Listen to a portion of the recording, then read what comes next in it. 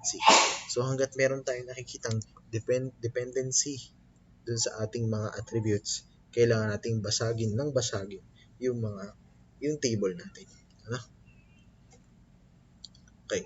So, ito na. Conversion to first normal form. So, sa first normal form, sabi natin kailangan ang characteristics nito ay there should be no repeating groups. So, ano yung ibig sabihin ng repeating groups? Repeating groups derives its name from the fact that a group of multiple entries of the same type can exist for any single key attribute. So, yun yung repeating groups. In figure 5.1, note that each single project number, no? Diba? Pag bumalik tayo dito, ayan, each single project number, yan yun. Occurrence can reference, yung occurrence ng single project number na yun, can reference a group of related data entries. For example, si Evergreen, di ba? Project number niya ay 15. It shows 5 entries at this point. Ano?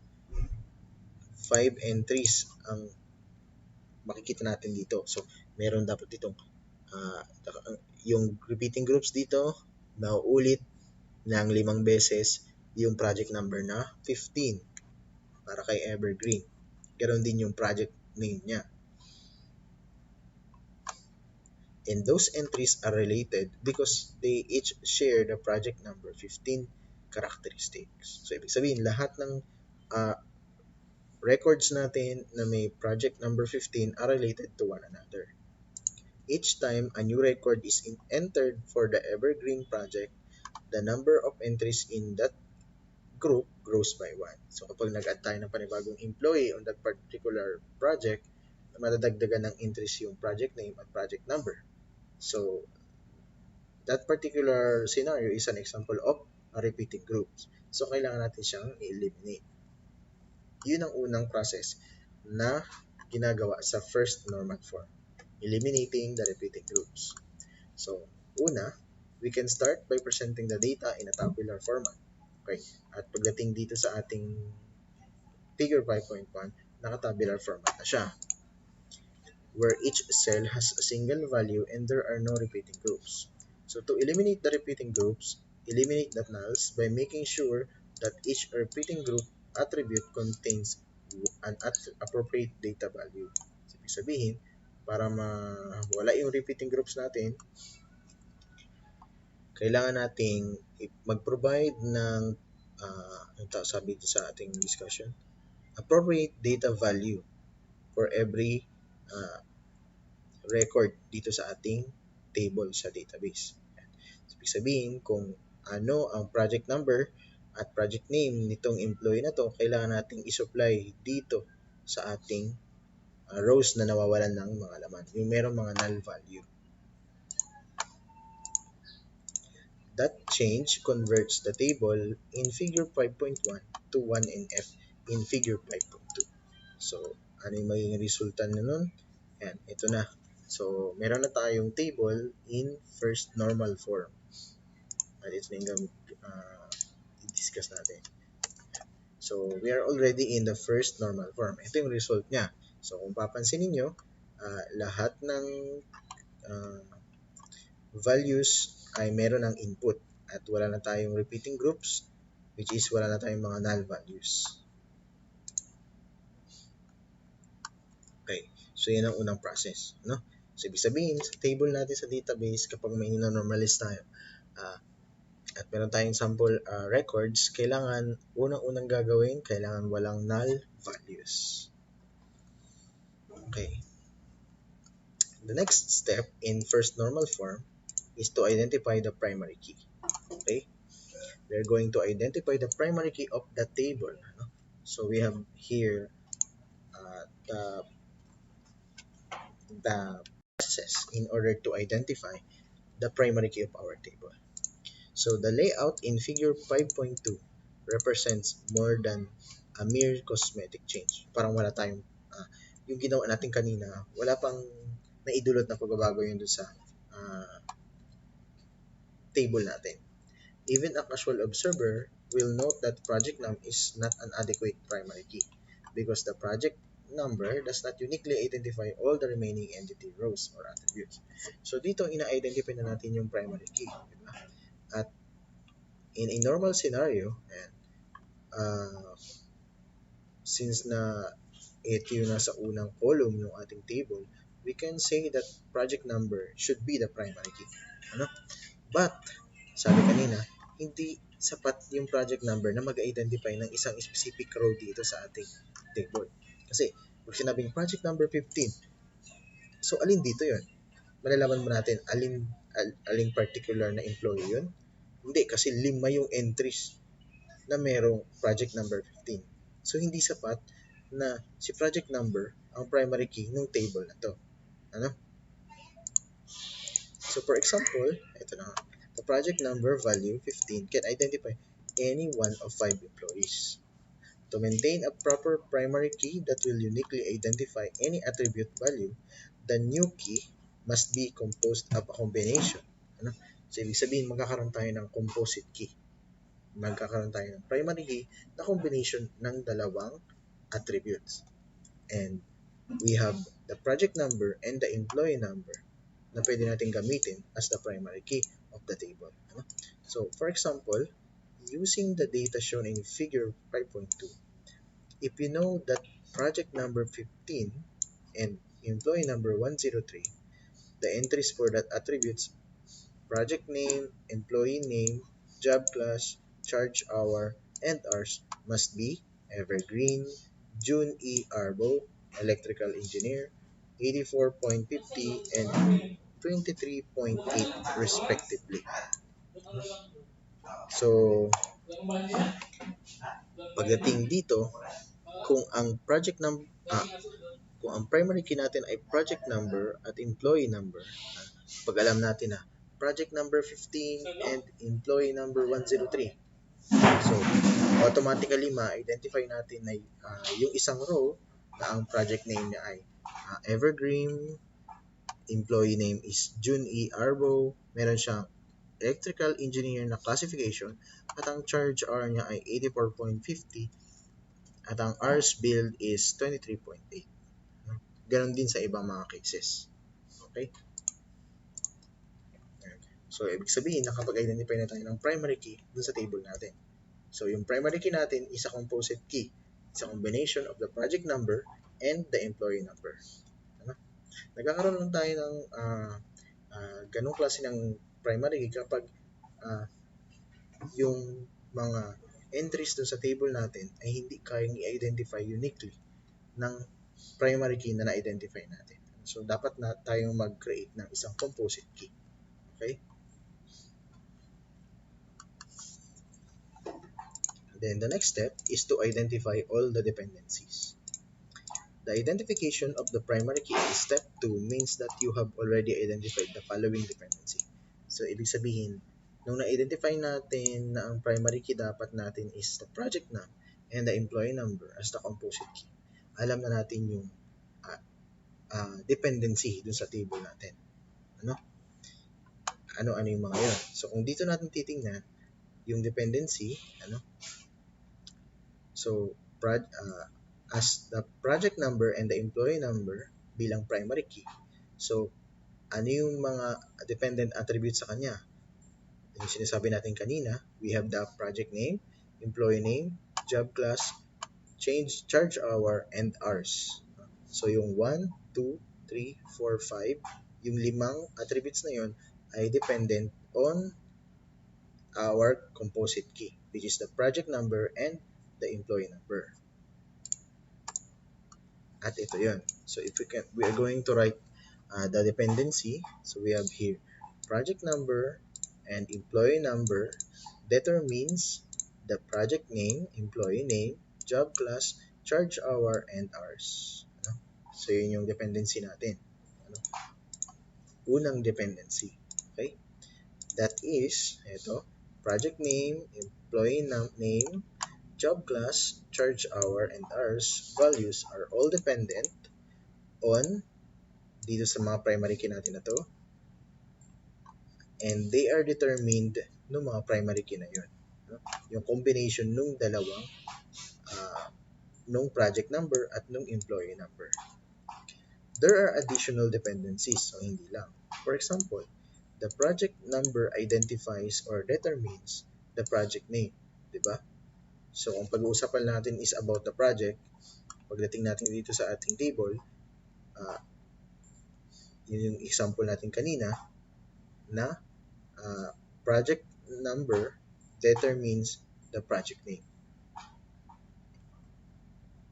And this project name solely is dependent to project number. Okay? So, yun yung sabi dito. In other words, project name is dependent on the project number. Sabi ko nga. So, pwede nating isulat yun as part of the dependencies that we are identifying na the project number determines project name. Okay? Ano pa? Also, if you know an employee number, you also know that employee's name. Diba? So, katulad dun sa project number at project name. Pag meron tayong nalaman na employee number, malalaman natin yung employee name at saka yung kanyang classification at yung kanyang charge per hour. So, ibig sabihin, you can identify the dependency below na employee number determines employee name, job class, and charge hour. So, ibig sabihin, itong tatlong to ay dependent on the employee number. However, the previous dependency components, given the previous dependency components, ito, you can see that knowing the job classification means knowing the charge per hour. Diba? Kasi yung charge per hour, pinabase yan kung ano yung position mo, yung classification mo.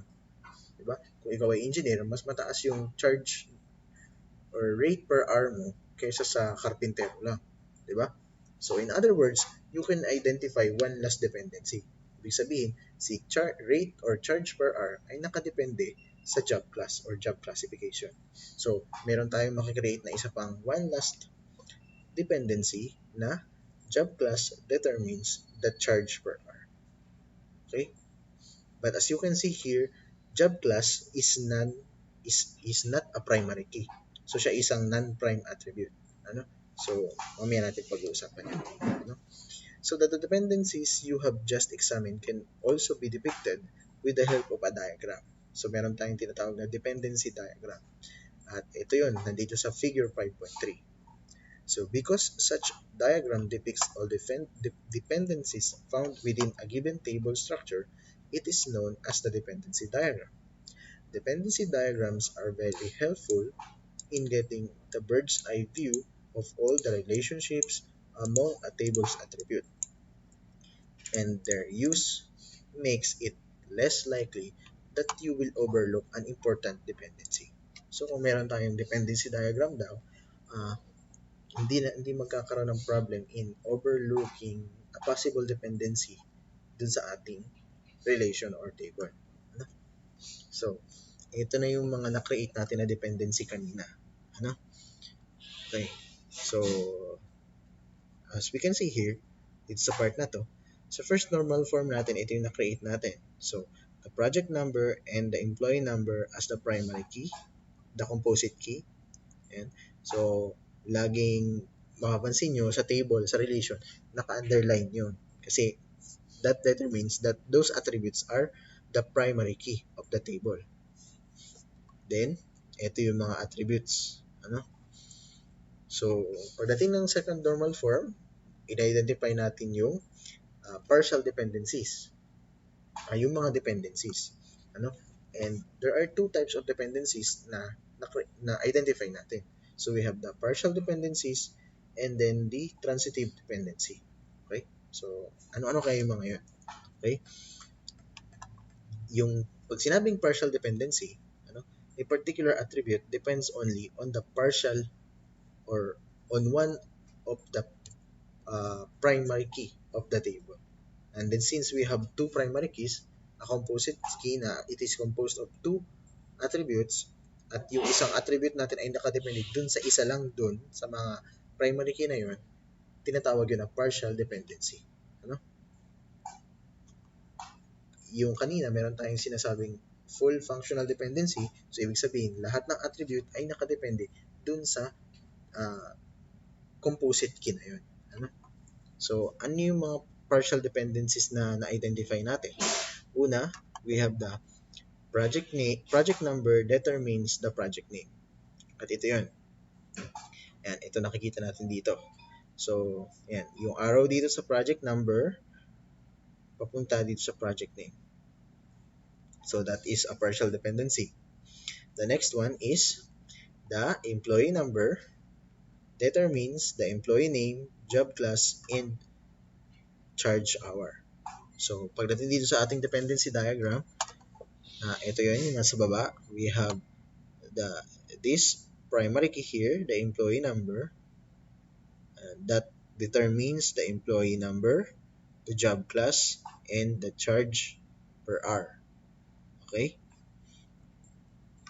Then, yun yung mga partial dependencies. Ano?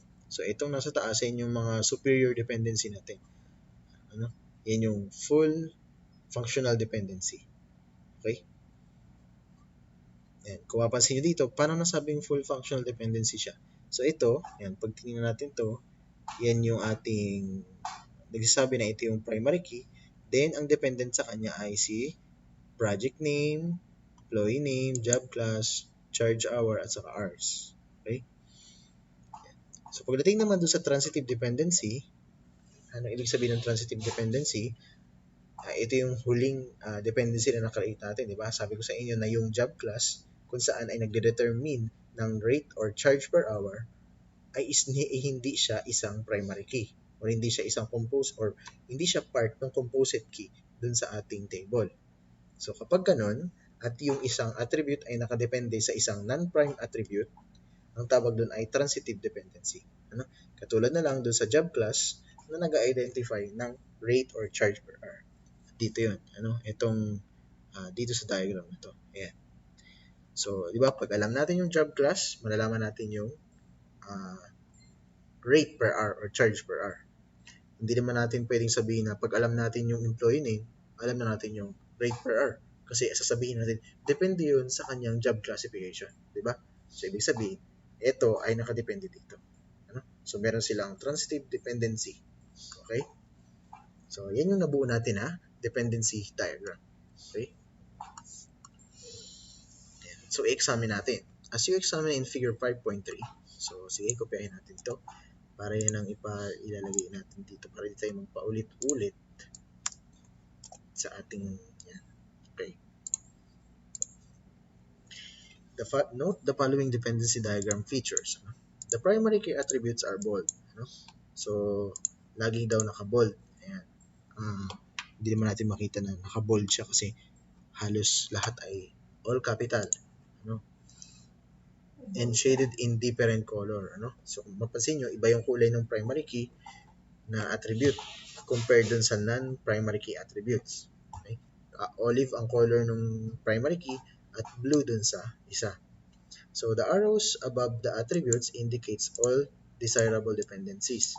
That is, dependencies that are based on the primary key. Yun yung full functional dependency.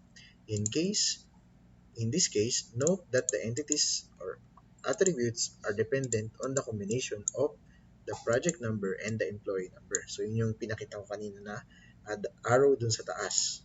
Ito yun. Ito dito sa mga attributes na to. 1, 2, 3, 4, 5 na dependent dun sa dalawang nakakulay olive na primary key. Right?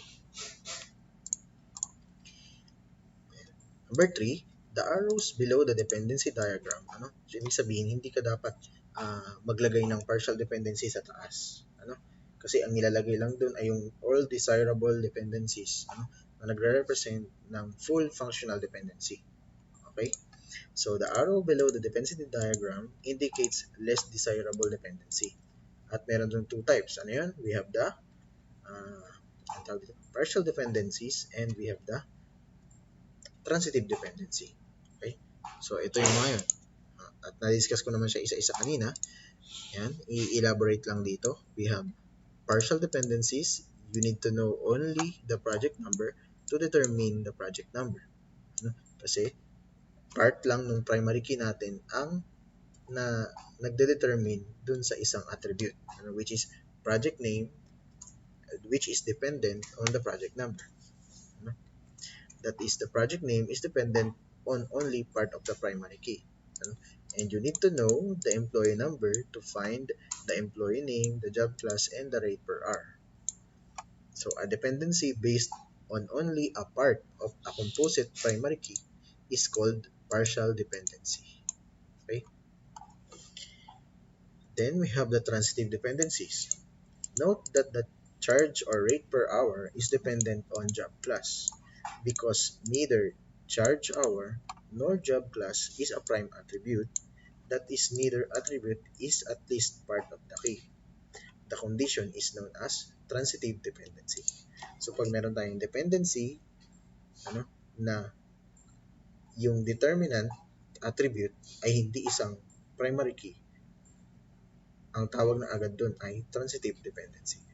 In other words, a transitive dependency is a dependency of a non-prime attribute to another non-prime attribute. Parang normal, pareho lang silang normal na attribute dun sa table natin. At yung isa sa kanila ay nakadepende dun sa isa. So, ang tawag dun, transitive dependency. The problem with transitive dependencies is that they still yield data anomalies. Kapag merong mga ganong transitive dependency sa ating table, maaaring mag-cause pa yun ng data anomaly.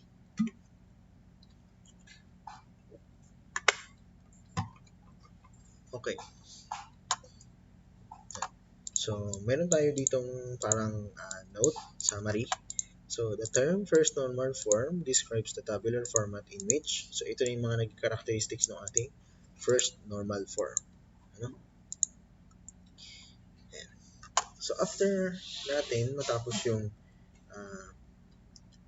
first normal form, ayan, so nag-identify tayo nag-remove tayo ng repeating groups.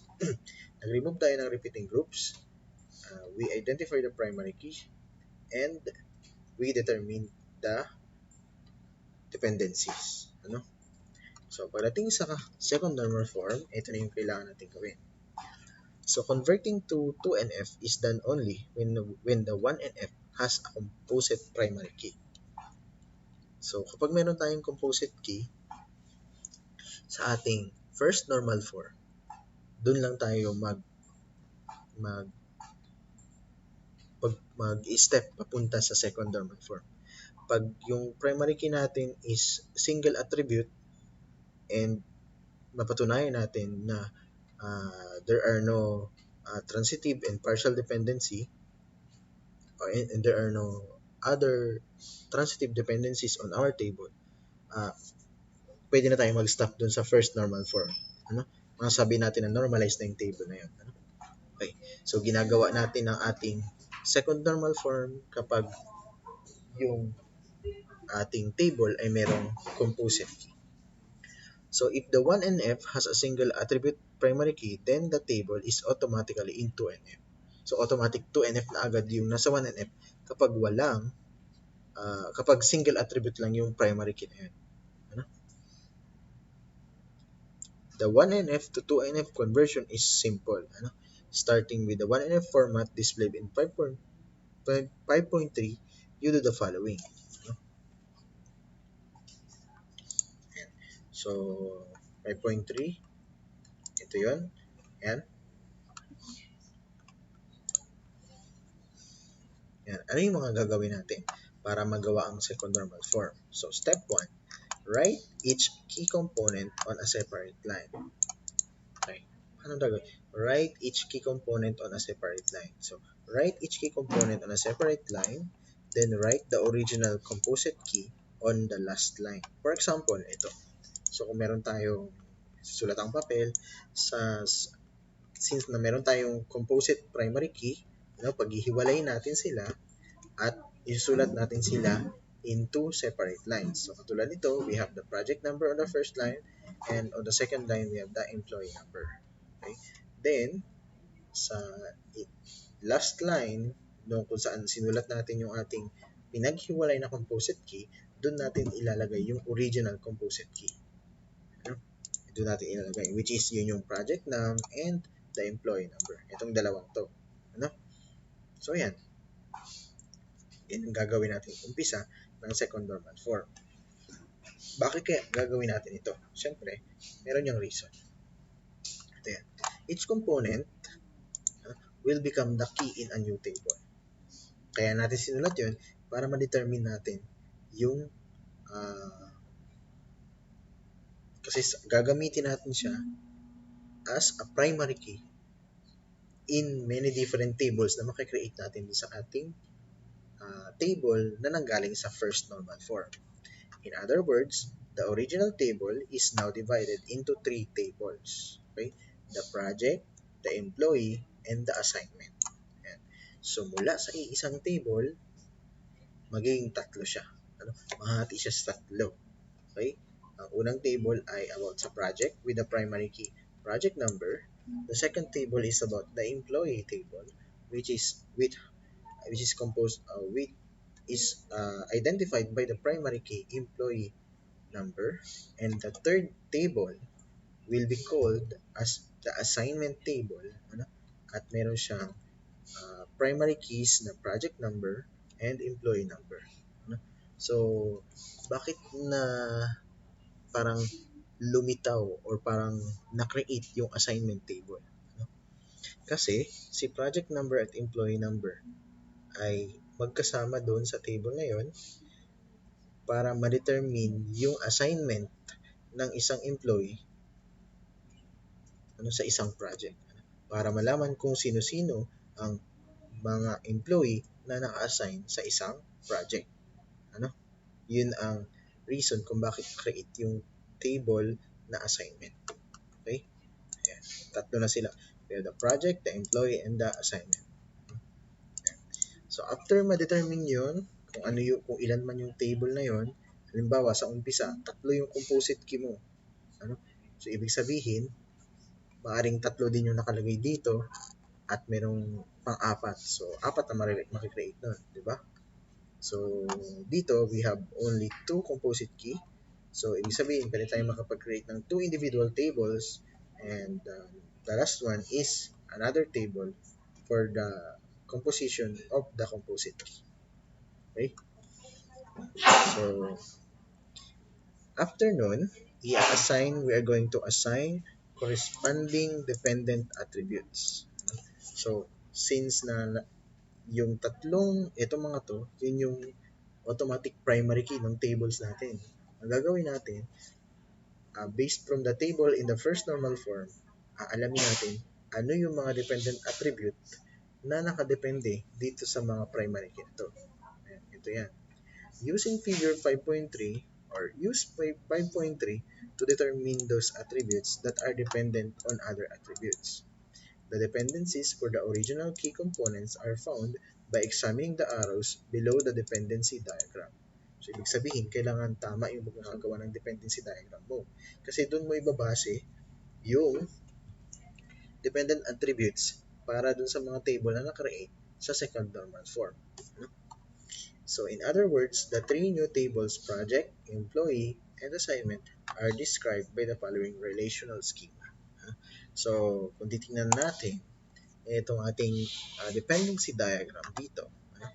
So, na-identify natin na project number is a primary key, employee number is another primary key, and the combination of these two is another composite primary key on the assignment table. So, meron tayong project table. So, alam natin na magiging laman nun ay yung project name. Kasi si project name ay dependent on the project number. Okay? Then, the second one, which is the employee table. And alam natin na ang primary key doon ay employee number.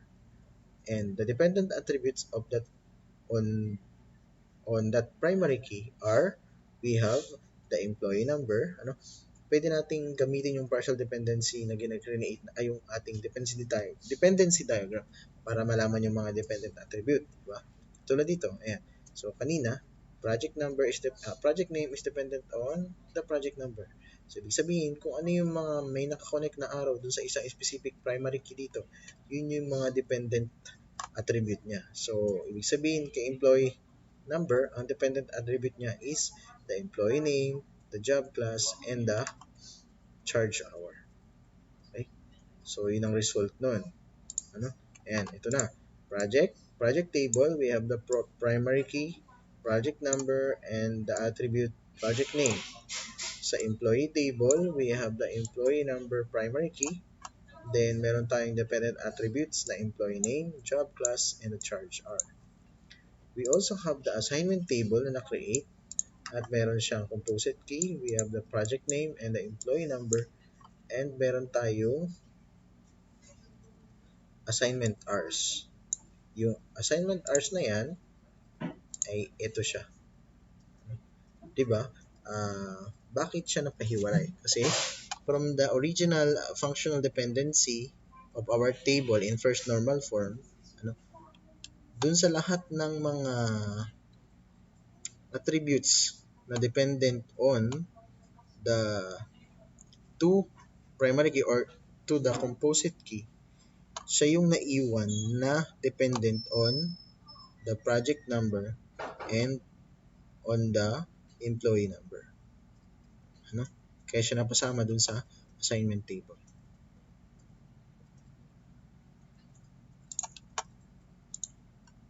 Yan. Ito yun. Ito yung explanation doon. Because the number of hours spent on each project by each employee is dependent on both. Di ba? Kasi pareho. Di ba? Kasi number of hours na nagtrabaho ka. Ikaw yung employee, di ba? So, yung number of hours na yun ay depende sa iyo bilang employee at depende rin dun sa project. Kasi maaaring meron kang isa pang project. Tama? Kasi sabi kanina doon sa table natin, yung isang employee ay maaaring ma-assign sa higit sa isa pang project. So malamang nagtatrabaho siya ng maaaring dalawang beses, no? Dalawang beses na magkahiwalay na araw at magkaibang oras, magkaibang number of hours. Okay?